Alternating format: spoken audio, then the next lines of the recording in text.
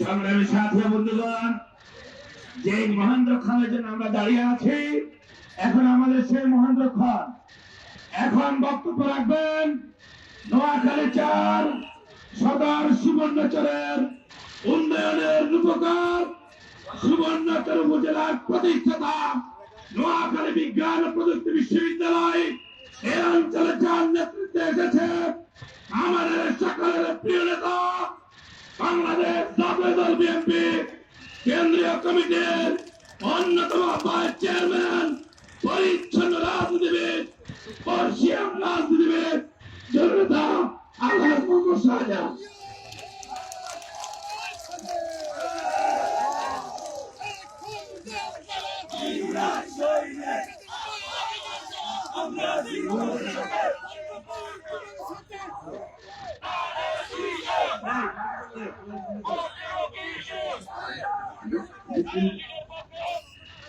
বিসমিল্লাহির রহমানির রহিম।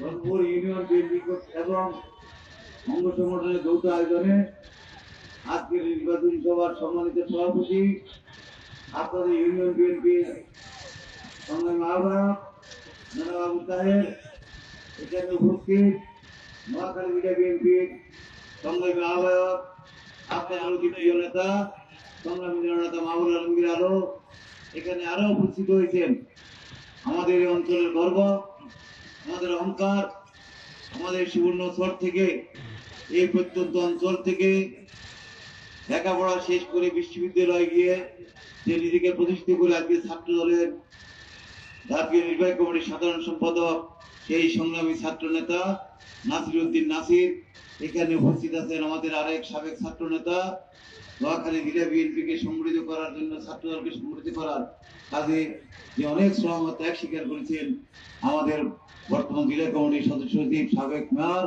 হারুন রশিদ আজাদ।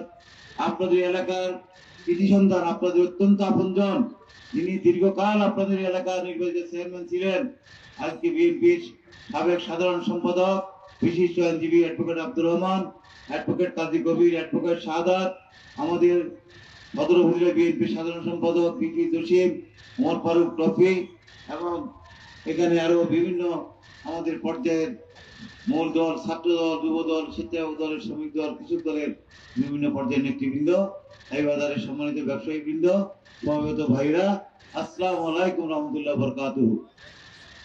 আপনারা অনেকক্ষণ যাবত এখানে বসে আছেন নাকি? আমাদের অনেক নেতার বক্তব্য শুনেছেন। আমার মনে হয় এত বক্তব্য শোনার পর আর নতুন করে খুব একটা বক্তব্য দেওয়ার প্রয়োজন নেই। আর এমনিতে আমি মনে করি অঞ্চলে খুব একটা বেশি কথা বলার প্রয়োজন নেই। কেন নেই? আমি অঞ্চলের মানুষকে ভালোভাবে চিনি, তারাও আমাকে ভালোভাবে চিনি। এই এলাকার মানুষ যখনই সিদ্ধান্ত হয়েছে আগামী নির্বাচনে বিএনপি অংশগ্রহণ করবে, যখন এই সিদ্ধান্ত হয়েছে মোহাম্মদ শাহজাহান এলাকার দলের মনোনীত এমপি প্রার্থী, তখনই আপনারা সিদ্ধান্ত নিয়েছেন আপনারা ধানের শীতের, বিএনপির ধানের শীতের পক্ষে আপনারা ভোট দিবেন নাকি? আমার মনে হয় অনেক আগ থেকে আপনারা করছেন এবং ভোট নিজেরাও দিবেন। ভোট আপনার থেকে আদায় করার জন্য, তাদের ভোট দেওয়ার জন্য, অন্যকে বোঝানোর জন্য আপনারা কয়েকদিন গ্রামে গঞ্জে বাড়ি বাড়িয়ে আপনারা কি অক্লান্ত পরিশ্রম করেছেন, আমার কাছে খবর আছে। এবং আজকের সবার পরও আরো পরিশ্রম করে আপনার এলাকার সর্বোচ্চ ভোট যাতে করে ধানের শীতের পক্ষে কাজ যদি পারে, ধানের শীতের পক্ষে ভোট যেন আসে, সেই জন্য আপনারা বাকি সময়টুকু কাজ করবেন নাকি? আজকের মিটিং কি শেষ? পরিশ্রম এখন আমাদেরকে করতে হবে। আমরা যদি পরিশ্রম করি, আল্লাহ 12 তারিখে আমাদের মুখে হাসি দিবে ইনশাআল্লাহ, নাকি? আর যদি আমরা বড় দল, আমাদের পক্ষে মানুষ একেবারে সব মানুষ আমাদের পক্ষে, আমরা যদি ঘরে বসে থাকি, তাহলে যদি বিপর্যয় হয়, কোনো ক্ষতি হয়, তাহলে এর জন্য কি আল্লাহ দায়ী থাকবে? এই জন্য পরামর্শ করতে হবে, আল্লাহর কাছে সাহায্য করতে হবে, কাজও করতে হবে, আল্লাহর কাছে সাহায্য করতে হবে। আমার বিশ্বাস আপনারা গত কয়েকদিন যেভাবে কাজ করে আসছেন, 12 তারিখ ভোট শেষ হওয়া পর্যন্ত যদি এই গতি ধরে রাখতে পারেন, আমার মনে হয় আমার নির্বাচন এলাকার মধ্যে সর্বোচ্চ ভোট আমি ধর্মভোট থেকে ইনশাল্লাহ পাবো। কারণ এলাকা বিএনপি সবসময় আমরা আপনারা বিএনপি পার্টি। আমাদের এখানে নাসির একটু ব্যাখ্যা করেছে বিএনপি কি সন্ত্রাসী দল না শান্তি প্রিয় দল? বিএনপি কি ক্যাডার ভিত্তিক দল নাকি জনগণ ভিত্তিক দল? বিএনপি নেতা এবং কর্মী সর্বস্ব রাজনৈতিক দল নয়। শহীদ রাষ্ট্রপতি যখন বিএনপি কে প্রতিষ্ঠিত করেন, আমরা প্রতিষ্ঠা লগ্ন থেকে বিএনপি করি। আমি এই যে আপনাদের পাশের কুমারখালী খাল মনে আছে?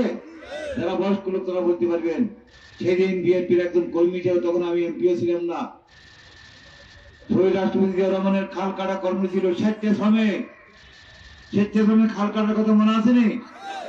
আপনাদের এই কুমারখালী খালে যখন আমি হাত দিই, তখন অনেকে মনে করছে এটা সম্ভব নয়, কিন্তু স্বেচ্ছাশ্রমে আমরা এই খাল কাটতে সক্ষম হয়েছি।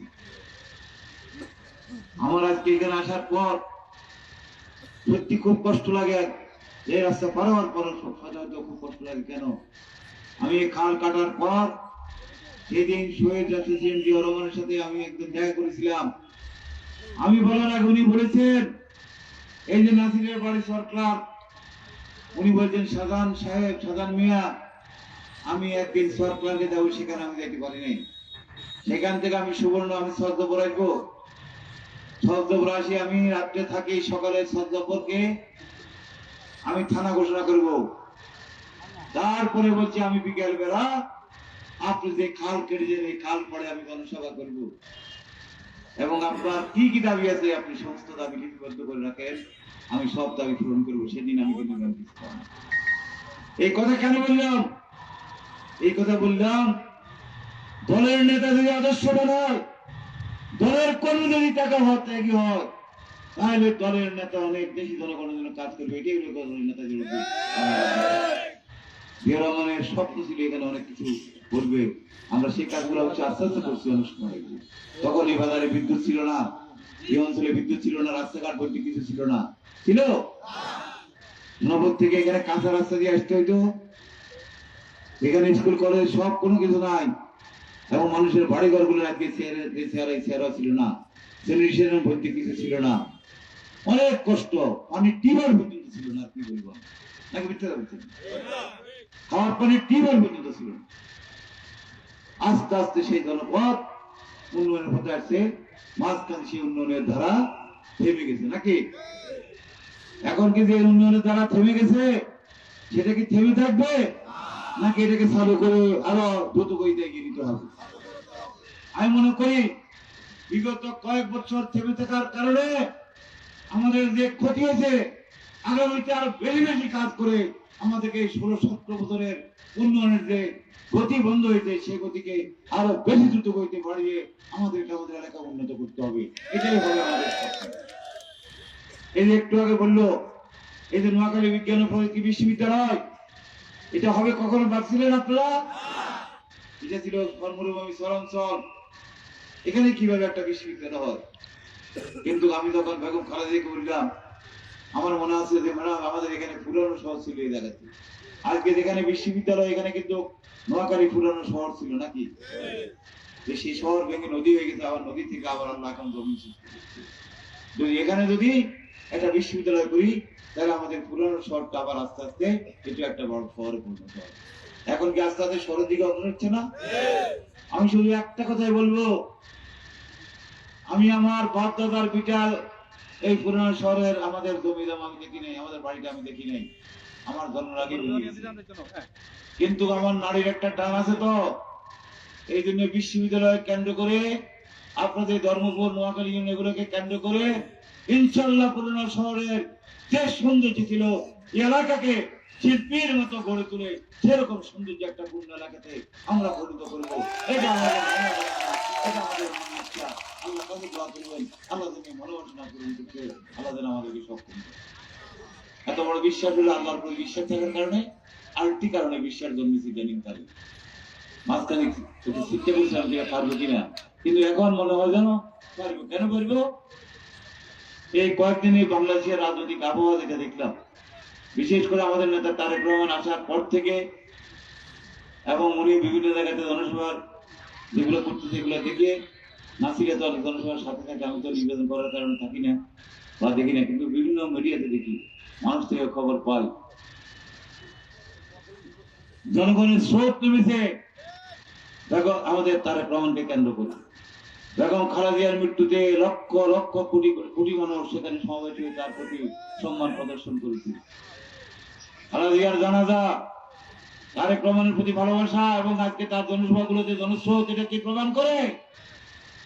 এটা প্রমাণ করে সারা বাংলাদেশ আজকে তারেক রহমানের নেতৃত্বে ঐক্যবদ্ধ হয়েছে ইনশাআল্লাহ, এবং আগামী দিনে ঐক্যবদ্ধ থাকবে। আমি আমার প্রতিদ্বন্দ্বী রাজনৈতিক দলের নেতাদেরকে বলবো, আল্লাহর রাস্তে রাজনৈতিক পরিবেশটা, এই অবস্থাটার একটু বিশ্লেষণ করে রাজনৈতিক সিদ্ধান্ত গ্রহণ করে। আমরা নিজেরা নিজেদের মধ্যে বিভেদ তৈরি করে, প্রতিশোধ প্রতিহিংসার রাজনীতি করে, একজনকে একজন ছোট করার রাজনীতি করে, আমরা মানুষকে বিভক্ত করে আমরা অনেক কিছু থেকে বঞ্চিত হয়েছি। আমাদের দেশটাকে যেভাবে গড়া সেইভাবে করতে পারি নাই। আমি কারো সমালোচনা করে শুধু এটুকু বলবো, আল্লাহ যদি তারেক রহমানের পক্ষে থেকে তাকে প্রধানমন্ত্রী করে, আপনার সকলে আসেন। রাজনৈতিক মত পার্থক্য থাকবে, মতবিরোধ থাকবে, ভিন্ন পথ থাকবে। এখানে যে আমরা আজকে বাড়ির টেক বাজারে আমরা যখন আগে পেয়েছি, সব কি একদিক থেকে আসছে নাকি?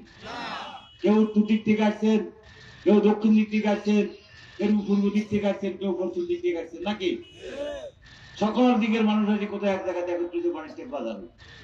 ঠিক তেমনি ভাবে যার যে পথ থাকুক না কেন, সকল মানুষ ইনশাআল্লাহ আগামীতে তারেক রহমানকে কেন্দ্র করে এক দেশ গড়ার কাতারে সামিল হবে এবং তার নেতৃত্বে ঐক্যবদ্ধ জাতি হিসেবে আমরা শক্তিশালী ভাবে আমাদের অবস্থানকে সুদৃঢ় করব।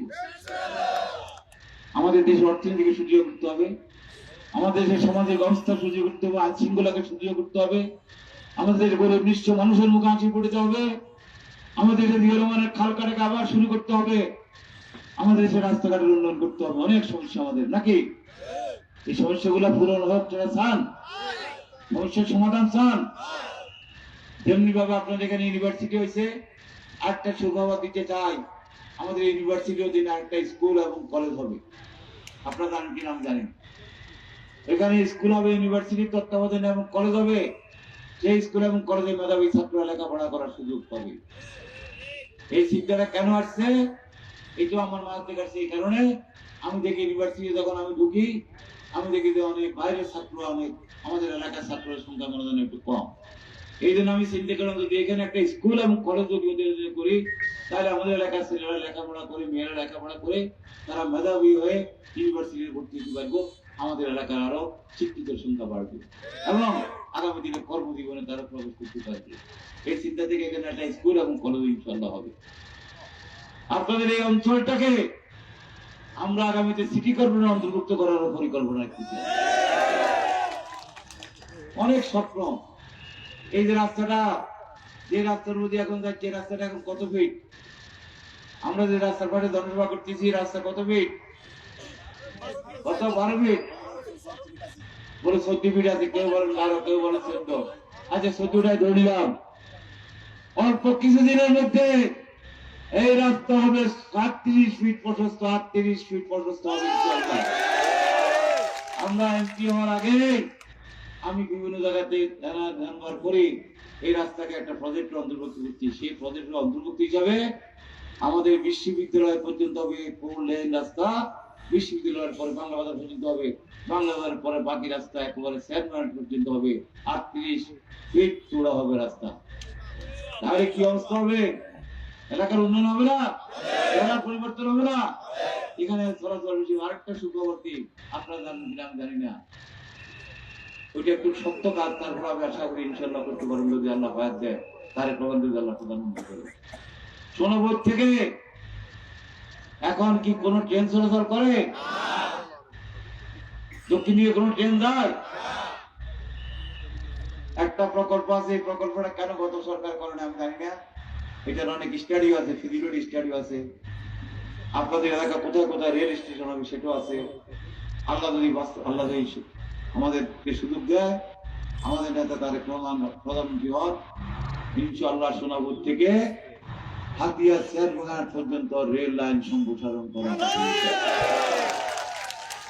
আমি সেদিন ওইখানে বলছিলাম যে আল্লাহর কাছে দোয়া করবেন এখন তো বাসে করে সুবর্ণচরের মানুষ আছে, সুবর্ণচর নামও আগে ছিল না, এটা আমাদের সরকার আমলে বেগম খালেদার একটা দান নাকি। তো সেই সুবর্ণচরের মানুষ এখন এইভাবে আসে, ভালো সময় কাঁচা রাস্তা দিয়ে আসতো, আমরা পাকা রাস্তা করে দেওয়ার পর পাকা রাস্তা এসে এখন আবার রাস্তা নষ্ট হওয়ার পর খুব কষ্ট করছি। আমরা এই রাস্তাগুলোর সমস্ত রাস্তা সোনামুর থেকে আক্তারমিয়াট রোড, সোনামুর থেকে চেয়ারম্যানঘাট রোড এবং আমাদের আরো বাকি যে রাস্তাগুলো আপনাদের বাজার থেকে আপনাদের তুরন্ত রাস্তা, এই বাজার থেকে ওই রাস্তার সাথে কানেক্টিং রাস্তা, এর সাথে কানেক্টিং যে রোড এখান থেকে গেছে এবং বিদ্যুৎ যে রাস্তাগুলো আছে, দোয়া করবেন সমস্ত রাস্তা আমাদের মুখস্থ আছে, আমার মস্তিষ্কের মধ্যে আছে। কারণ আমি ভোটের জন্য যেভাবে আপনাদের এলাকা লাগাচ্ছি ঠিক তেমনি ভাবে একদিকে ভোট আপনাদেরকে চেয়েছি, আরেকদিকে আল্লাহর কাছে বলছি আল্লাহ যে দুরবস্থা, যে রাস্তার দুর্গতি দেখে গেলাম, আল্লাহ তুমি আমাকে সাহায্য করো যাতে করি আর কি হয়ে মানুষের দুর্গতি শেষ করে জানো এখানে সুন্দর একটা পাকা রাস্তা করে দিই। আপনাদের এখানে রহমান সাহেব স্কুলের কথা বলছি, অনেক স্কুল করছি। এই যে এখন আমাদের হাজির আব্দুল কাদের সাহেব কথা বললো, কদিন আগে ওনার ছেলের বিয়ে দেখে রাখছিলাম, উনি জায়গা দিয়েছি, ওনার এখানে মাদ্রাসা আছে, উনি জায়গা দেওয়ার কারণে বোর্ড অফ দিয়েছে নাকি। আপনারাও জায়গা টাকা যদি সামনে যে কোনো প্রকল্প দরকার দিবেন, আমরা কোনো ভালো কাজ করতে যদি জায়গা দরকার জায়গা দিবেন নাকি আপনারা, ইনশাআল্লাহ জায়গা দিতে প্রস্তুত থাকেন, আমরা দিব। এই কলেজটা বসুল্লাহ না আমাদের রহমান সাহেব বলছে আমলিগের একটা, তারা আমলিগের একটা করছে, কে করছে এটা আমার কাছে বিবেচ্য বিষয় নয়। আমাদের কাছে বিবেচ্য বিষয় হলো এই কলেজে যদি এলাকার ছেলেমেয়েরা লেখাপড়া করার যদি ভালো সুযোগ পায়, অবশ্যই কলেজকে আরো উন্নত করার জন্য যা করা দরকার আমরা তাই করি। আর কলেজ বিল্ডিং করলাম কিন্তু কলেজের ছাত্র নাই, তাহলে কি কলেজের কে টাকা খরচ করে পাবো?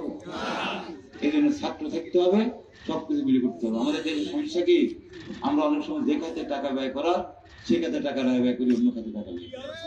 এক প্রকারের যে প্রকল্পের টাকা দরকার 10 কোটি, সেই প্রকল্পের টাকা দিয়ে আমরা 20 কোটি, মাঝখানে 10 কোটি টাকা লুটপাট হয়ে যায় নাকি। এক প্রকার খারাপের রাস্তা এখন হাঁটা যায় না, কি অদ্ভুত অবস্থা। এইভাবে অপচয় বন্ধ করে কোটি কোটি টাকা সঞ্চয় করে ওই অপচয় রোধ করে কোটি কোটি টাকার বিনিময়ে আমরা এই যে আমাদের নাসির যে প্রকল্পগুলোর কথা বলছি, আমরা এই প্রকল্পগুলো করি। আর আপনাদের আমি স্থানীয় এমপি হিসাবে আপনাদের যে সমস্যাগুলো আছে এই সমস্যাগুলো ইনশাআল্লাহ আমরা সমাধান করে দিব। এখন কথা আসে অন্যরা তো বলতে পারে আমরা করে দিব, কিন্তু করে দিতে হয় করে দে, যদি ওনারা আল্লাহ ওনাদেরকে যদি আমরা করো আমরা সাহায্য করব। ওনাদেরকে থেকে আমি একটা জিনিস জানতে চাই, যদি ওনারা না পারে ওনারা আমাদেরকে সাহায্য করতে। এই নাসিরে যে একটা শেরপুরের ঘটনার কথা বলছে, এরকম ঘটনার ঘটুক আপনাকে চান?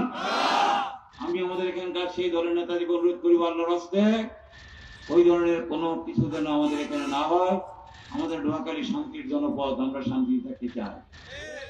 আমরা যে যে রাজনীতি করেন না কেন আমরা মিলেমিশে থাকতে চাই। তাই আমাদের নেতা কর্মীদেরকে আমার অনুরোধ, কারোর সাথে অসৌজন্যমূলক কোনো আচরণ করবেন না। আবার সাথে সাথে এও বলছি, কেউ যদি উস্কানিমূলক আচরণ করে, অসৌজন্যমূলক আচরণ করে পরিবেশ নষ্ট করতে চায়, তাদের সে ফাঁদে পা দিবেন না, ধৈর্য সহকারে মোকাবেলা করবেন। কারণ দিনের শেষে জয় আপনার হবে, দিনের শেষে লাভ আপনার হবে, দিনের শেষে ধানের শীষ ইনশাল্লাহ জয় করতে হবে। ভোটের দিন ভোট কেন্দ্রে হয়তো কোনো পরিবেশ সৃষ্টি করার জন্য কেউ কেউ চেষ্টা করতে পারে, সেই হয়তো পরিবেশ যেন সৃষ্টি করতে না পারে এদিকে খেয়াল রাখতে হবে নাকি। তাহলে ভোট কেন্দ্রে ভোট দিতে গেলে হবে না, ভোট কেন্দ্রে শান্তি শৃঙ্খলা যেন থাকে, শান্তিপূর্ণভাবে মা বোনেরা এসে যারা ভোট দিতে পারে সেই পরিবেশও আমাদের যারা ভোট কেন্দ্রের দায়িত্বে আছেন তাদেরকে রক্ষা করতে হবে নাকি। কেউ একবারে ভোরে ভোরে এসে লাইন আটকে রাখতে না পারে, সেই জন্য তাদের আগে ভোরে ভোরে এসে আপনার লাইন ধরে দিবেন। আমরা লাইন আটকে রাখবো না, আমরা আমাদের লাইন থেকে ভোট দিয়ে দিব। অন্য ভোট দিতে থাকলে তাদেরকে ভোট সরে দেবে। অনেক কথা আমি শুনি, সেই কথাগুলো এখানে বলবো না। তবে আমি মনে করি যা আমাদের কানে আসে, আমরা যেগুলো এখন শুনতেছি, 12 তারিখ আমাদের নেতা কর্মীরা প্রত্যেক ভোট কেন্দ্রে দায়িত্ব পালন করে এই সমস্ত শোনা কথাকে মিথ্যা প্রমাণ করবে এবং এই সমস্ত কথা তারা দল জবাব দিয়ে ধানের শীষকে তারা জয়যুক্ত করবে। যে দুর্বল কেন কথা বল, এই জন্য আমি কার দুর্বল সবল বলতে আমি নিজেও সবল পাই না, কারণ সবল দুর্বলতা নির্ভর করে আল্লাহ রাব্বুল আলামিন নাকি। এই জন্য আমি শুধু এইটুকু বলবো, আল্লাহর উপর বিশ্বাস রাখেন, আমাদের নেতা তারেক রহমানের বিশ্বাস রাখেন। আমি তো 4 বার এমপি ছিলাম না, কারো কোনো ক্ষতি হয়েছে, কারো কোনো জায়গায় আমি কোনো বিরোধ কেন্দ্র করে নিয়েছি? কারো কোনো চাকরি দেওয়ার করি কথা বলে কি টাকা দিছি? চাকরি তো অনেক দিছি, কেউ বলতে পারবে? কোন ভিন্ন দলের লোক একজন দাঁড়িয়ে বলতে পারবে আমার বিরুদ্ধে সাধারণ সাহেব একটা মামলা করছে, সাধারণ সাহেবের কারণে আমি এই জমিটা হারাইছি, সাধারণ সাহেবের কারণে আমার এই ক্ষতি হয়েছে, একটা লোক বলো তো আছে? যেহেতু সততার সাথে কাজ করার জন্য চেষ্টা করছি, হয়তো আমার অজান্তে কিছু বলবান দিতে পারে। আমি অনুরোধ করবো যে দেশের স্বার্থে আমাদের সেই স্বাধীনতা যুদ্ধের বীর সৈনিক যারা শাহাদাত বরণ করেছে তাদের প্রতি শ্রদ্ধা জ্ঞাপনের স্বার্থে আমরা সকলে মিলেমিশে আসুন আগামী দিনে 12 তারিখে আমরা ধানের শীষে ভোট দিয়ে জিয়া রহমানের স্বপ্নের বাংলাদেশ এবং খালেদা জিয়ার স্বপ্নের বাংলাদেশ এবং আমাদের বর্তমান তারেক রহমান যে পরিকল্পনা নিয়ে অগ্রসর হচ্ছেন তার পরিকল্পনাকে বাস্তবায়ন করার লক্ষ্যে আসল ধানের শীষে ভোট দিয়ে আমরা আগামী দিনে জাতীয় দলের সরকার গঠন করি, দেশকে উন্নয়নের পথে এগিয়ে নিই, দেশের স্বাধীনতা সার্বভৌমত্বকে সুদৃঢ় করি এবং গণতান্ত্রিক প্রক্রিয়াকে ঐক্যবদ্ধ রাখি। নাকি আমি কথা দিলাম, আল্লাহ যদি আমাকে নির্বাচিত করে যারা আমাদের সাথে প্রতিযোগিতা করতেছেন আপনাদের সবাইকে নিয়ে ইনশাল্লাহ এই অঞ্চল গড়ার জন্য চেষ্টা করব। আপনাদের সবার প্রতি আমি সম্মান প্রদর্শন করে আমাদের মুরব্বীদের প্রতি সম্মান প্রদর্শন করে নেতা কর্মীদেরকে যে কথাগুলো বললাম আশা করি 12 তারিখে দায়িত্ব পালন করবেন। সবাইকে ধন্যবাদ। আল্লাহ হাফেজ। বাংলাদেশ জিন্দাবাদ, বাংলাদেশ জাতীয় দল জিন্দাবাদ, আমাদের দেশের বেগম খালেদা জিয়া অমরক, আমাদের রাষ্ট্রপতি জিয়া রহমান অমরক, আমাদের নেতা তারেক রহমান জিন্দাবাদ জিন্দাবাদ, ধানের শীষ জিন্দাবাদ জিন্দাবাদ। আসসালামু আলাইকুম। বাংলাদেশ আছে বন্ধুগণ, প্রিয় নেতার বক্তব্য শেষ।